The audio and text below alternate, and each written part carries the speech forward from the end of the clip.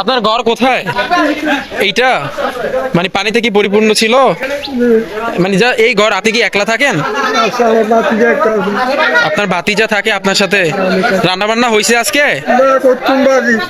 কালকে রাত্রে চাল টুকুন দিয়ে গেছে, বাসের টুকুন রাখতে দিতে হবে 500 মানুষের ওটা করে টুকুন দিয়ে গেছে। কি হয় এছাড়া এর আগে আসে নাই কোনো খাবার? ওই মুড়ি টুড়ি সেজে মুড়ি টুড়ি দিছে? ও আচ্ছা, তাকে দিছেন?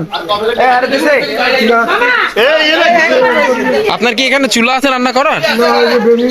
আপনি কি একলা থাকেন এখানে? না, আমি আর আমার বাতিতে থাকি। ও আচ্ছা, ঠিক আছে, আমরা দেখে গেলাম, দেখি যদি কোনো ব্যবস্থা করতে পারি। ঠিক আছে, আপনাদের জন্য। তাকে কি দিছেন? একটা দিয়ে দেন, আছে না? একটা দিয়ে দেন।